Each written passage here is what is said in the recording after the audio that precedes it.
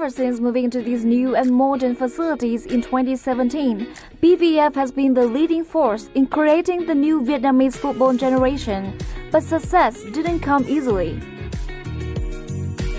Indeed, they had to wait until 2020 to lift the first trophy, which was won right here at this stadium.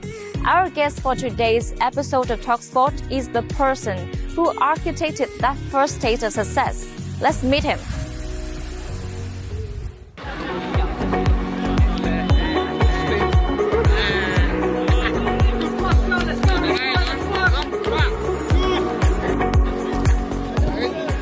Good afternoon, Mr. Mauro. Nice to meet you. Nice to meet you too. How are you feeling today?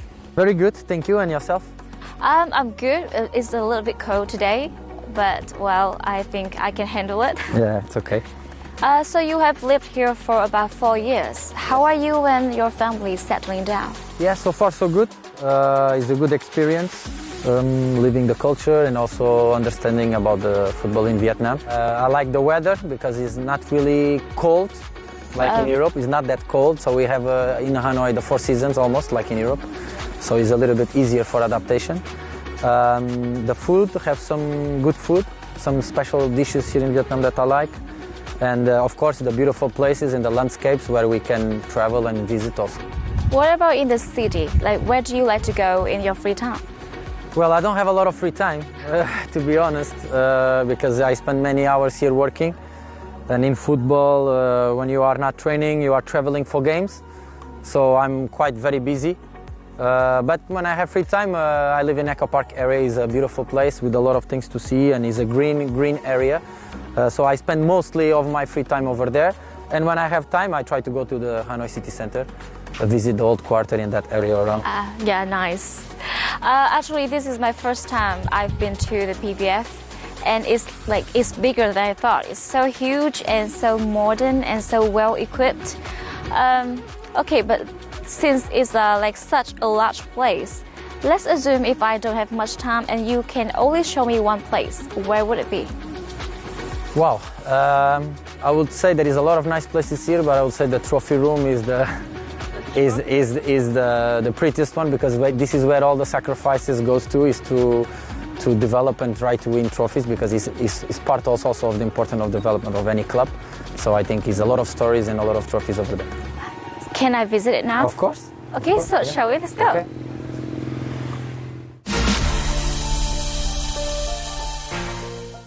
Cảm xúc của em khi đó rất là vui và tự hào khi mà đã mang về chiếc cúp U19 cho PVF, cũng như là trung tâm khi mà trung tâm vừa mới chuyển ra ngoài này ạ. Thật sự dấu ấn của thầy rất là lớn khi mà thầy mang đến cho chúng em một lối chơi và một chiến thuật chơi bóng hiện đại. I believe that I share the same sentiment with Mauro, that it was an important point in the modern history of PVF. That finally, with the added investment, really show that all the hard work, all the effort that the players and coaches have put into that. Wow, this place is amazing. So many trophies. So what makes this room so special to you?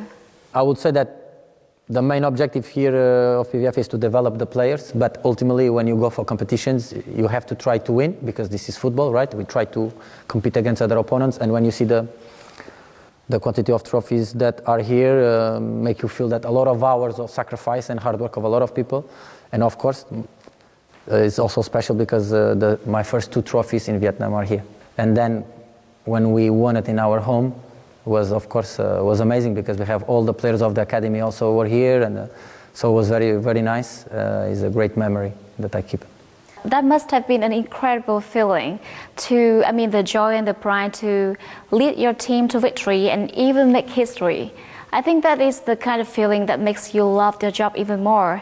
So can you tell me, when and why did you decide to become a coach? Yes, first I agree, it's an amazing feeling when you know that in the end of so many hours of sacrifice of the players and all the stuff involved, you can win a competition. That's the result. That's why we all work also in this area. And I became a coach when I stopped playing football with 21 years old. I had my second ACL injury. It was a really bad feeling because it was my dream since kid, was to play football professional level. The first ACL I still could play, I think, but the second one really put me down. But again, I think my passion for football kept me going. And to try to see another part of the game is coaching is totally different than playing. Playing is much more interesting. Or I would say more fun. Coach is a lot of work and a lot of pressure. But anyway, I'm happy that I made that decision until now. Yeah, and I'm happy for you too. And I think it's so brave and so strong of you to overcome that and like to turn what is like an unfortunate event into a new opportunity to try something else. And you even like travel to different countries to work. So why did you choose to come to Vietnam? Well, for the adventure, I like to try different challenges. And in that time, Mr. Philippe Troussier, he invited me to come to work with him. Of course, with a dream to help somehow in our own reality, to help Vietnam to improve football and to help the country to develop towards the World Cup. This is the first step when we arrived. This was the first goal. Of course, we cannot change the country, but we can change our reality here, starting from PVF. I like the adventure to try to work in different cultures, and I think you become a better coach also when you go for difficulties, right, to a different country where you don't speak the language and people have a different way of thinking. So I think that makes you better. Also, this was my first thinking why I accepted the project to come. Yeah, so you like to challenge yourself. Yeah. An adventurous person. What differences have you noticed about the working environment in Vietnam compared to other nations that you have been to?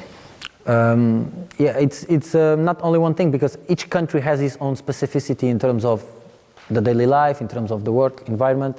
We arrive here in an academy with a lot of players, more than almost 200 players here, and we have to understand a little bit about how they play in terms of how is the training methods here. Of course, after to know the people, you have to know people, the coaches here, the staff here, and learn about the culture itself. One of the things I remember that was really a little bit strange is the fact that, for example, the players, they go to the training ground without passing through the locker room. So they just go dressed directly to the pitch. This was something that I never saw before. So something I had to adapt, right? So the players, they are not used here in Vietnam to go to the locker room and then stay there, take care of themselves, and then from there go into the pitch. So here they will going directly. So you met the players already on the pitch. What was different, I would say. And yeah, a lot of things that I had to adapt. And certain things I try also to give my input and to try to make the players also adapt a little bit to maybe a little bit different ways of doing things, and it was good. You came to Vietnam and worked for PVF in 2018, right? Correct. So it took you 2 years to earn your first trophy. So what difficulties did you face? Oh, so many. Here, the first, like I said, you have to understand the culture. It's fundamental. If you want to know the people, you have to know the culture first, and this takes time, obviously. You understand the players, their qualities, their weaknesses, their strengths. This assessment, this evaluation takes time. And then third, developing a training method where the players can really continue improving and getting better, a playing style, a playing philosophy where we can achieve results, but at the same time help the players to improve themselves. So all this process, it's a process of long term.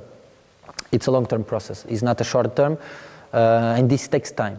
Of course, the competition format here is also not easy because there's a lot of games in short period of time, games at 2 o'clock. This was something I never saw before. So with the 45 degrees, the players, they have to go on the pitch and to cope with the demands that we try here to impose. Also, it's high demand, it's high intensity, and sometimes it's not easy for the players also to cope with that, especially when you play at 2 p.m. And then only 1 day rest, what is against the laws of physiology, the laws of training methodology, that you have to have 48 to 72 hours of rest between games. So here it's also not easy.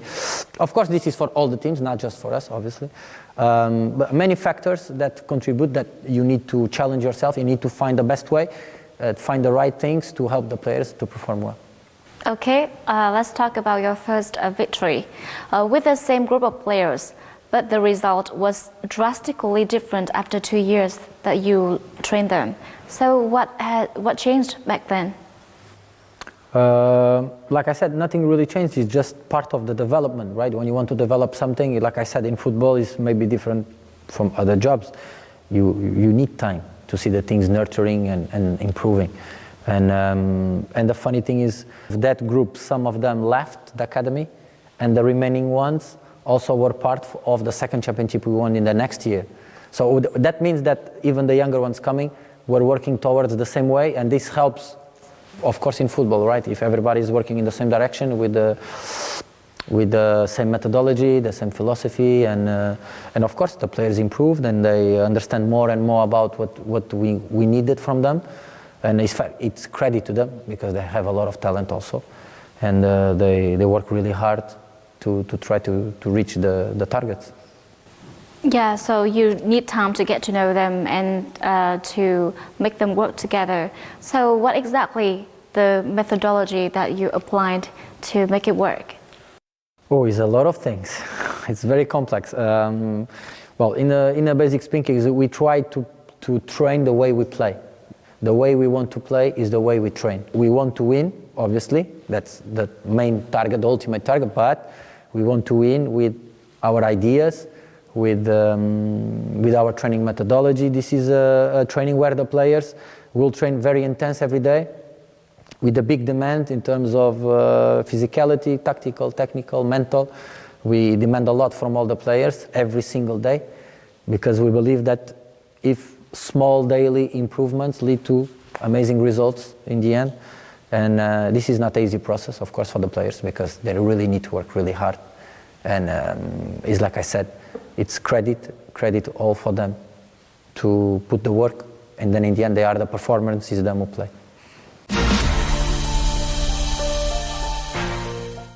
So obviously in Vietnam, the setup for the youth competition and the professional league competition is different. Obviously the professional league requires more in terms of resource, so the toughness of the competition that the players are facing. Mặc dù là mùa giải đầu tiên bọn em lên chơi hạng nhất với đội hình có độ tuổi trung bình trẻ nhất, nhưng mà thầy đã cho bọn em một lối chơi rất là táo bạo. Bọn em có thể kiểm soát bóng, pressing tầm cao, một lối chơi mà không phải đội nào hạng nhất cũng có thể làm được. Cái sức ảnh hưởng của thầy rất là lớn đối với tụi em. Cái lối chơi của thầy và chiến thuật của thầy, anh đã giúp em cải thiện rất là nhiều trong kỹ thuật cá nhân và cũng như là thay đổi tư duy chơi bóng của em ạ. So you have made your name in the youth competition, but 2022 was your first experience in professional Vietnamese football, managing Phổ Hiền in V-League 2. So how did that happen?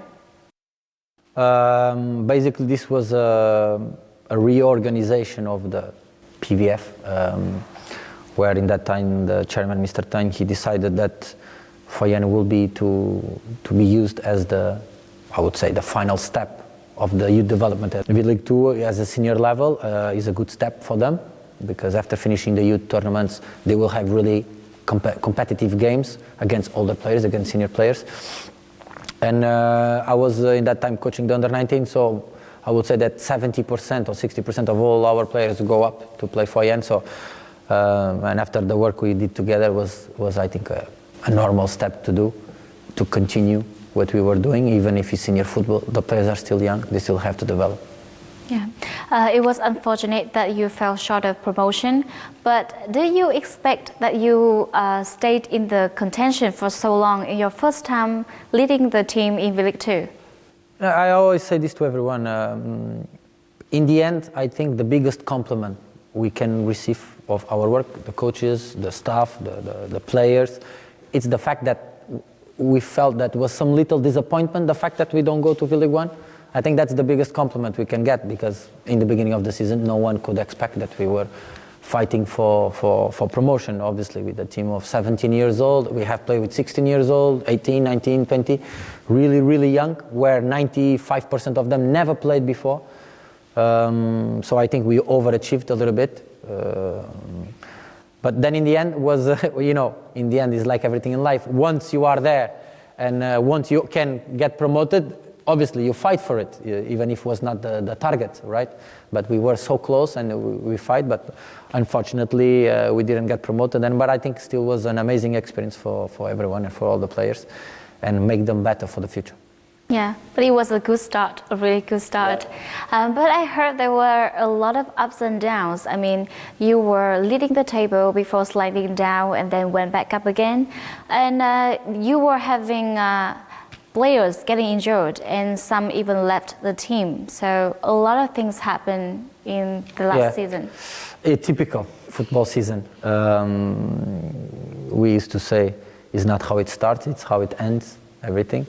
And along the way, there is always a lot of things that happen in football. Is the players, unfortunately, get injured. Juan, for example, our main striker, got ACL injury. We have another player, Iñat.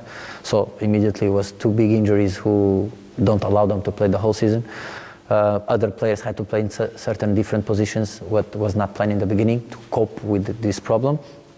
And then along the season, there is always ups and downs, especially in such a young team. We could never expect that we will keep the strike of staying on the top every single time. But I was very happy when I didn't even know. They told me that we were the last team in Vietnam to lose a game. And this was something I didn't even notice, to be fair. We were 11 or 12 games without losing, and everybody already lost V-League 1 and V-League 2. So this was a surprise also for us, and also shows a little bit that the consistency, even they are young, we quite keep a good consistency along the season. We were always there in the top 5, top 6. And then we reach a moment we were number 1 for a few weeks. And then we get another stretch of games where we play a lot of games away from PVF in not really good surfaces, not really good pitches, what cuts a little bit the quality of how the players play, because we cannot ignore that in football, if you don't play in a good surface, you cannot play with the same quality, obviously.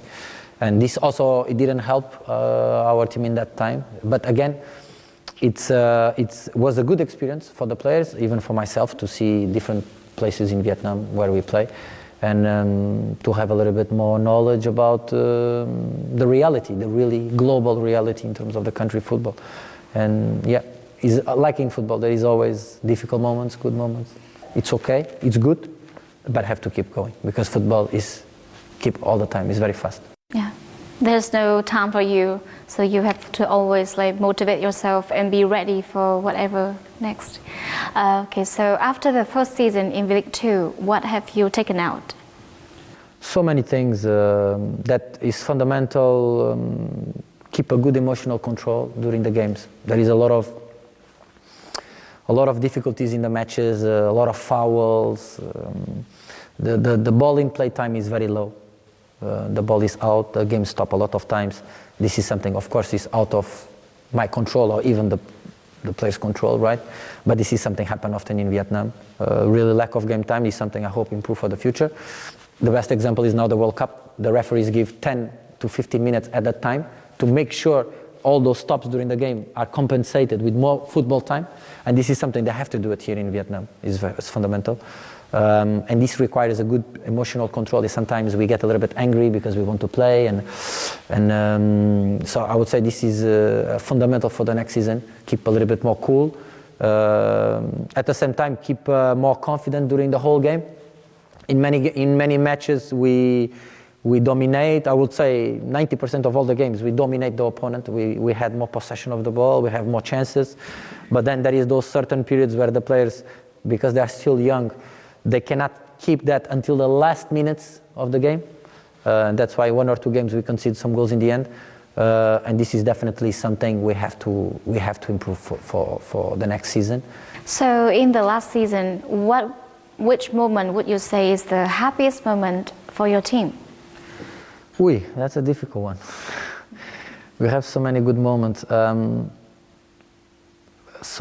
would say that there is well, obviously, there is the victory. We played against a direct opponent. On the top was Quang Nam, and we won 5-1, I think. That was a quite decisive game for us also, because they were number 2 or number 3, something like that. And we are playing away in their home, and he's a team with much more experience than us, and then we get the result really, even me. I expected always that we can win, but I never expect we're going to win 5-1. This game and the game with Pudong, where we play with Pudong and Police, we play with 9 players since 10 minutes, so we play 80 minutes or 85 minutes with 1 man down, and we still win against Pudong and we still get a draw against Police. So I would say these 3 games were special, because it was a lot of effort from the players, really hard work, really teamwork, and this is what makes us proud. Yeah. Well, I can feel like your pride and the joy from what you just told me. So do you have, the team has any rituals before the game or in the training or anything like that? Rituals, we have the individual rituals, each one of us, first of all. So everyone has their own things, what they like to do. We have our circle that we always do.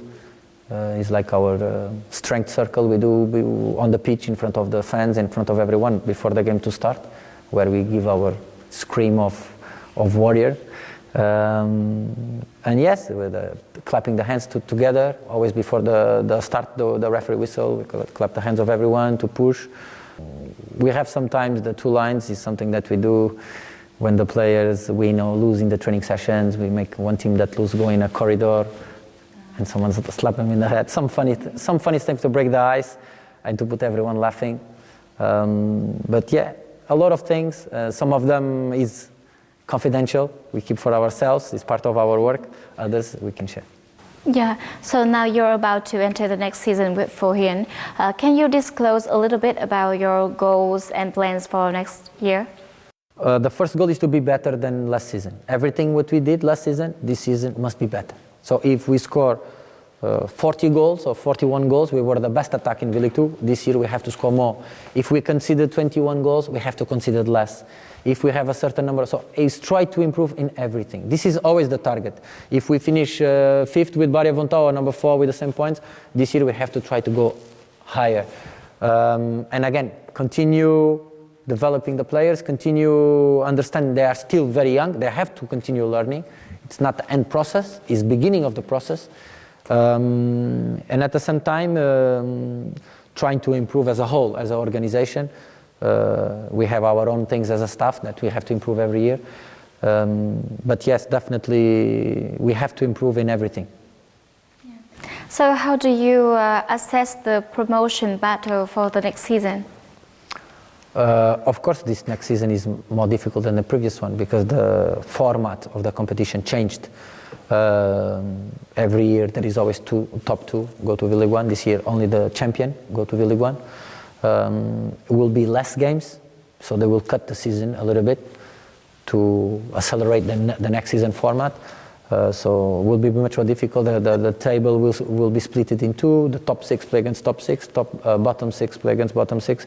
Obviously, this reduces the number of points, the number of games that we have to be perfect in almost every game to be there. But again, football is like that. It's a challenge, and we're going to do our best to be there. Yeah. And now, according to a source of mine, you have a goal written on your board, which is to take the team to the AFC Champions League in 2026. So is that your ultimate goal? No, this was... How do you know that? Well, I'm a reporter. I have a lot of sources here. Yeah, yeah, we wrote that when we took the team. And who knows, maybe it will be sooner than that. Yeah, this will be something very interesting because I think if you look to the best clubs in the world, Ajax, Barcelona, they all 80-90% of the players were formed in their own academy, right? And then they grow in the youth system, then play the first team football, and then they achieve in the national level and international level, right? And I think here for us will be something really special to do. And again, we cannot be afraid of high targets. It's better to have a high target and you never achieve than have a small target and to achieve all the time. So I think that's something motivates us also for our work. But again, in football, we never know what's going to happen in 1 year or in 2 years. I'm very confident if we continue working together, our staff with the players, and in the long term, I'm very confident we're going to achieve that. I've been fortunate enough to work with some really top coaches and top managers. And back in England, managers who've managed at kind of Champions League, international level. And I really genuinely put Mauro up there with those in that bracket in terms of his diligence, the way he prepares his training sessions, the way he coaches and works with players on a day-to-day basis. Yeah, it's been really nice to come to a country, find someone who professionally you're well aligned to, and also you have that good close personal relationship. But I think that's one thing Mauro has helped to foster as a head coach here is a really good team spirit, not just amongst the players but amongst the team of staff as well. A straightforward person, talkative. He talks a lot. He loves talking, to be honest. And I think that's a good part. Like working with him, create a friendly environment, and with the opportunity for everyone to develop as long as the people around that environment is willing to get the information, is open to receive new things, willing to develop oneself into a better version of yourself. So like you said, you like to challenge yourself, and that's why you made the decision to come to Vietnam to be a coach. So how do you see yourself now compared to you when you first come to Vietnam? Yeah, you change, of course. 4 years, a lot of things happen. One of my goals is every year I have to feel that I'm doing something different for better, right? First as a person, then in your daily life, family life, and then also in your work, daily work. And in 4 years, a lot of things happening. My knowledge about the reality of the country is much better now. Obviously, I can say I'm pretty comfortable about the reality and what's happening around here, so it's not any more surprises. Of course, you can always have some surprises, but the culture, more understanding, that also helped me to deal with people every day, because when you are a coach, you have to deal with people, and the culture has a big part in terms of how to accelerate the performance of everyone. And definitely, I have no doubts, I'm much better now than 4 years ago. And about the players, you have accompanied them since they were like 17 and watched them grow, and you've been with them for so long, and you have built a connection. I think maybe it's even more than just coach and players, and they are so young. So does it feel like a father watching his children grow, and you must feel so proud watching them be where they are today? Yeah, I will not say father because I'm not that old. I will say older brother. Yes, older brother. Or uncle. But yeah, definitely it's amazing because like I said, we work with people, we understand each other very well. I think all the players, they know me already, my moods, when I'm happy, when I'm not happy, when I want the things to be done good. I'm very demanding with them every single day. And this is not easy also because I was a player before. It's not easy when your coach is every day pushing for you.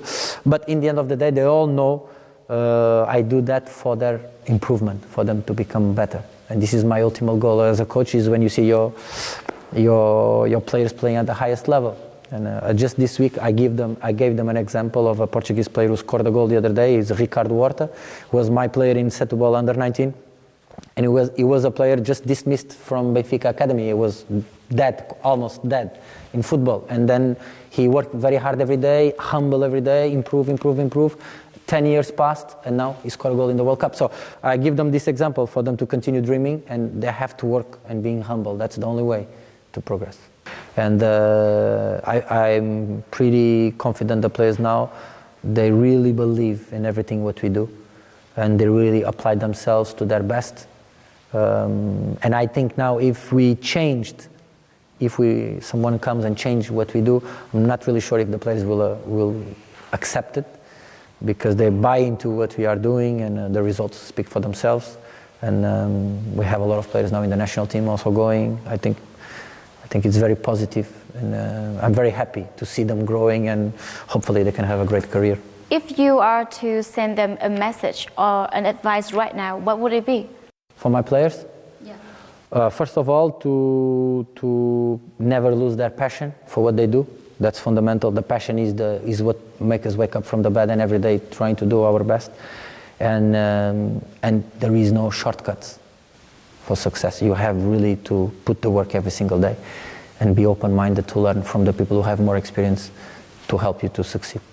Okay, so I've had a great time talking to you today. Thank you for spending with us.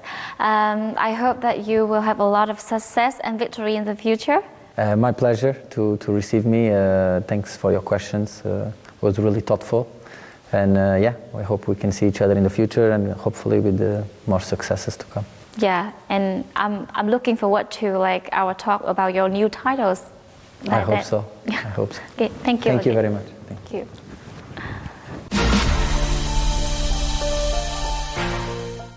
Can you describe Mauro using some adjectives?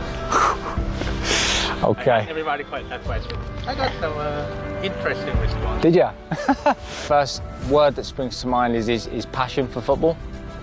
Certainly on the pitch in terms of his coaching, hardworking, 2 words, but someone who you know is really diligent in how he plans, how he prepares his training sessions, always well prepared. Nhiệt huyết, chăm chỉ, gần gũi ạ. Nói chung là không có sự kiểu phân biệt lớn nhỏ gì hết mà luôn luôn gần gũi với bọn em một cách gần gũi nhất. Đẹp trai, thông minh và gần gũi. Khi mà thầy ở cái môi trường nó phát triển hơn Việt Nam mình, khi thầy về đây thì thầy mang tới một cái lối chơi và một cái chiến thuật thì, giúp cho em hiểu rõ hơn về cái cách chơi bóng của mình.